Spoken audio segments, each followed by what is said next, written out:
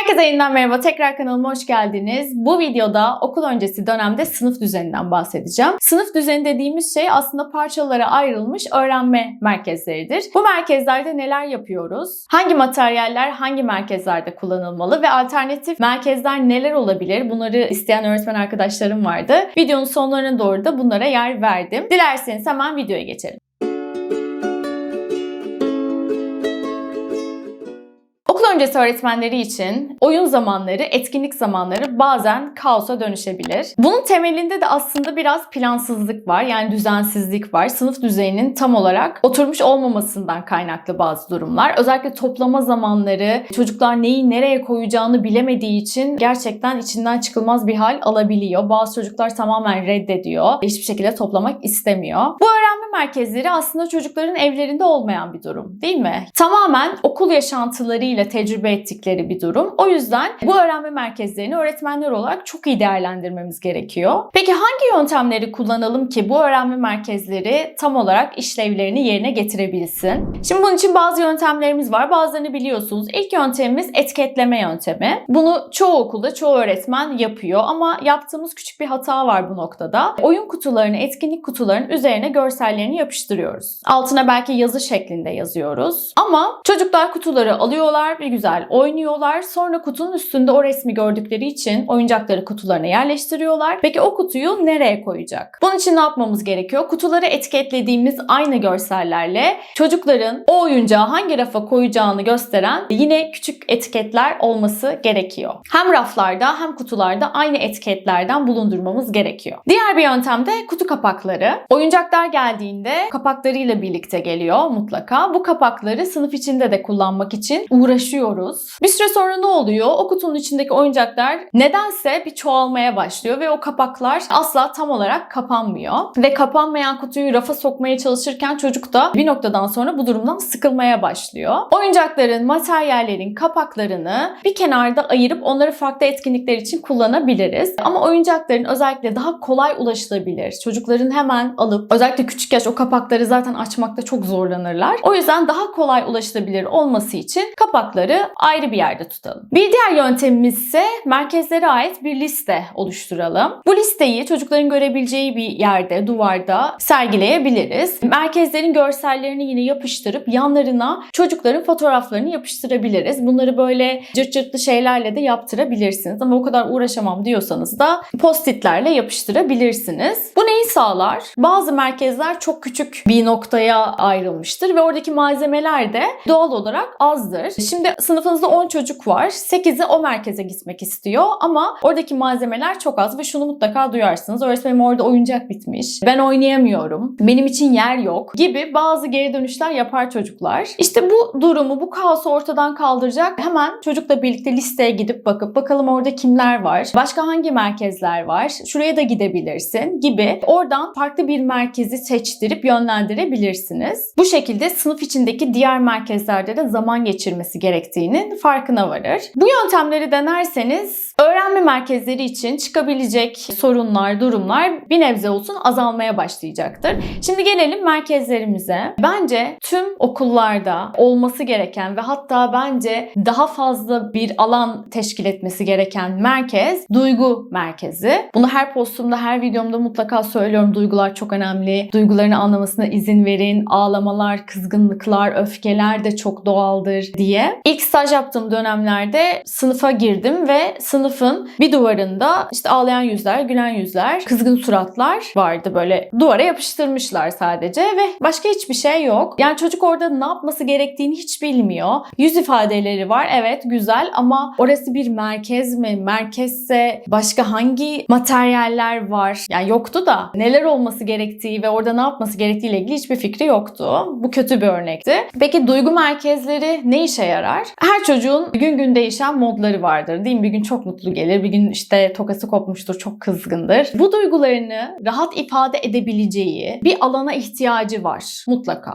Bu nasıl bir alan olabilir? Biraz sınıfın işte masaların olduğu yerden bir tık uzakta bir yer, daha izole olabilecekleri bir yer olabilir. Yumuşak bir alan, mutlaka minderler, yastıkların olması gereken bir alan. Kendini kendini rahat ifade edebileceği, duygusunu o an yaşayabileceği materyallerle zenginleştirilmiş bir merkezden bahsediyorum. Burada çok önemli bir nokta var. O da burası bir ceza demek istemiyorum ama bir ceza köşesi değil. Yani sen şuraya git, sen çok kızmışsın orada bir dinlen değil kesinlikle. Çocuk oraya gün içinde her an gidebilmeli. Çok büyük duygular yaşadığı bir noktada oraya gidip sakinleşebilmeli. Sınıfta bu tarz güvenli bir alanın olması çocuğu sınıfa daha ait hisseder ve bu da işinizi gerçekten kolaylaştırır. Peki bir duygu merkezinde olması gereken materyaller nelerdir? Yastıklar, minderler zaten her sınıfta mutlaka vardır değil mi? Onların toplandığı bir merkez hayal edin. İçinde ayna kullanabilirsiniz. Duyguları anlatan görsel kartlar kullanabilirsiniz. Bu çubuklu maskelerden kullanabilirsiniz. Yine yüz ifadelerinin olduğu. Aynı zamanda stres topları dediğimiz balon da kullanabilirsiniz bunun yerine. Stres toplarının olduğu, daha yumuşak ve peluş oyuncakların olduğu bir alan olmalı. Duyguları anlatan, işte korku, kıskançlık, üzüntü gibi bu tarz duyguları anlatan çok güzel kitaplar var. Duygu merkezinde mutlaka o kitaplara da yer verilmeli. Evet, sıradaki merkezimiz matematik merkezi.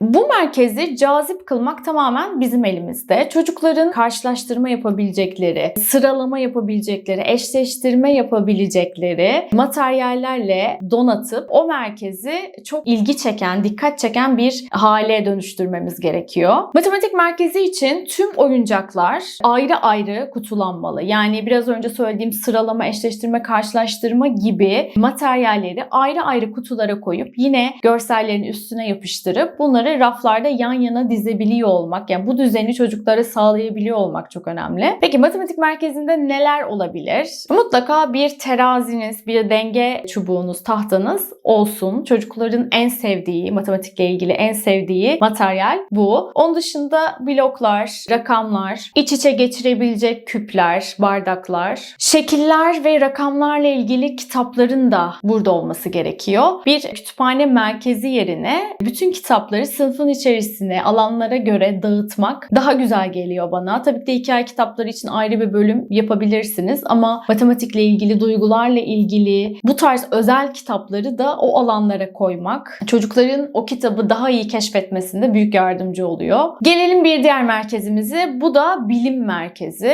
Bilim merkezi dediğimiz aslında deneylerin, fen etkinliklerinin daha rahatça yapıldığı bir alan. Çocuklarda etkili bilim anlayışı, etkili bilim merkezi anlayışı oluşabilmesi için materyallerle birebir temas etmeleri gerekiyor. Yine materyalleri inceleyip ve bunun için de bir düşünme zamanına ihtiyaç duyuyor. Bunları sağlayabildiğimiz sürece o bilim merkezinin çocuklarda tadına varmaya başlıyor. Özellikle eski zamanlarda, eski dönemlere baktığımız zaman, yani şimdi düşündüğüm zaman anaokulunda işte sınıfımızda bir köşemiz vardı böyle. O zamanlar köşeydi oralar. İşte dokunma, yapma, elleme, daha zamanı değil gibi böyle saçma sapan şeyler duyuyordum. Bu tam anlamıyla çocukları soğutan bir durum. Benim için de aynı şey geçerliydi. O yüzden o çocuk o merkezde, o bilim merkezinde düşünerek, bir zaman ayırarak bir zaman geçirmek istiyor aslında. Çok haklı bir şekilde. Küçük de olsa sınıf ortamında böyle bir alan yaratmak çocukları gerçekten düşünmeye ve dünyayı anlamaya çalışmalarının bir yolu olarak görüyorum. Peki bu bilim merkezlerinde hangi materyaller olmalı? Yani hangilerini eklersek daha verimli sonuçlar alabiliriz? Bir kere büyüteçler mutlaka olmazsa olmazımız. Böcek kutuları vardır. Şöyle küçük saydam kutulardır. Bunları aslında pul kutularından da yapabilirsiniz. Böcek incelemek için ya da bir toprak koymak için ve her yerinden görebilmek için çok önemli. Ve bence çocukları biraz o moda sokabilmek için şeffaf gözlük kullanabilirsiniz. Ve tabii ki de bilim merkezinin olmazsa olmazı doğal materyaller, taş, toprak, çimen, dallar, odun parçaları, bulduğunuz her şeyi küçük de olsa mutlaka bulundurmaya çalışın. Mutlaka o merkezin içinde olsun. Bir diğer merkezimiz sanat merkezi. Her okulda mutlaka olan bir merkez. Bu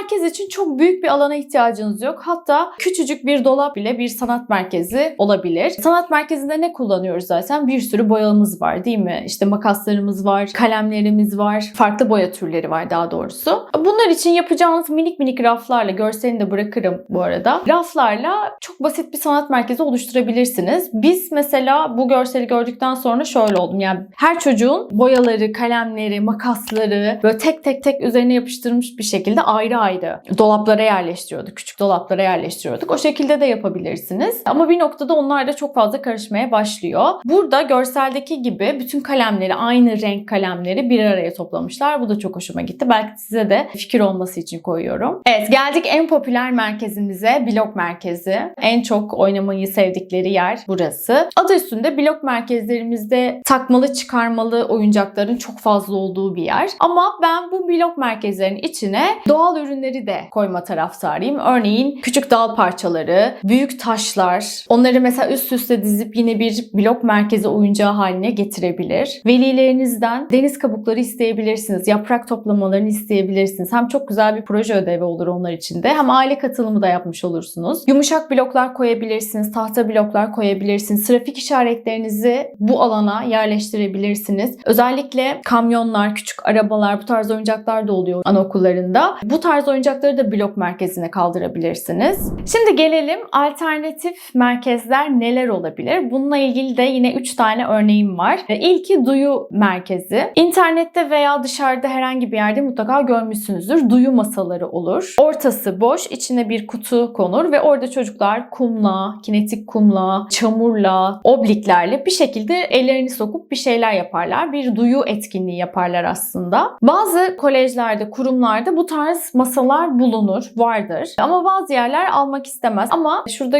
yine görselini koyacağım. Şeffaf kutuları almışlar, içlerine toprak, kum, çamurla doldurmuşlar ve bu dönüşümlü bir şekilde sınıfta duruyor. Eğer sınıf alanınız biraz daha büyükse böyle bir durum için kendinize yer açabilirsiniz. Veya biraz sonra 2 merkezden daha bahsedeceğim. Bu 3 merkezi böyle rotasyon şeklinde her ay birini o alanınıza yerleştirip bu merkezleri çocuklarla deneyebilirsiniz. Bir diğeri oyun hamuru merkezi. Şimdi buna ne gerek var gibi düşünebilirsiniz ama motor becerileri videomda bahsettiğim şey aslında. Oyun hamuru küçük kas gelişimi için özellikle küçük yaştan başlayarak çok büyük bir önem taşıyor. Yine görselini bırakacağım. Çok hoşuma gitti bu görsel. Pinterest'ten aldım. Böyle bir merkez oluşturmuşlar. Oyun hamuru merkezi. Kutuların içinde oyun hamurlarının oyuncakları var ve panoda da görselleri, yani oyun hamurunu nasıl şekil verebilirsiniz, aşağıdaki materyali nasıl kullanabilirsiniz yukarıda göstermiş ve çok hoşuma gitti. Ve bu görselde fark etmişsinizdir belki, bilmiyorum. Bir masa ve sandalyesi yok. Yani çocuk tamamen ayakta oyun hamuruyla oynamaya başlıyor. Çünkü şunu fark edersiniz. Masaların üstüne çocuklara hamur verdiğinizde çocuk mutlaka ayağa kalkar. Çocukları tamamen ayakta bir şeyler yapabilecekleri, ortaya bir ürün çıkarabilecekleri bir ortam hazırlamışlar. Çok sevdim. Sınıfınızda yine dediğim gibi böyle bir alanınız varsa rotasyonlu bir şekilde oyun hamuru merkezi de oluşturabilirsiniz. Ve son olarak da ışık merkezinden bahsetmek istiyorum. Bu Ankara'da çalışırken bilim atölyemizde var olan bir masaydı. Şimdi bu masa çok pahalı bir masa. O yüzden her sınıfa ayrı ayrı bir ışık masası alınamıyor ne yazık ki. Ne yapıyor çocuklar? Bilim merkezine, bilim atölyesine gittikleri zaman bu ışıklı masada oyun oynamaya başlıyorlar. Bu ışıklı masa için bazı oyuncaklarımız var. Aslında yine yana koyacağım. Bu tarz oyuncakları alıp halıda, yerde, masada oynamaya çalışan çocuklar var. Ama bunların temel hedefinde ışıklı masalar var. Okulumuzda ışıklı masa yok ve çok da beğendik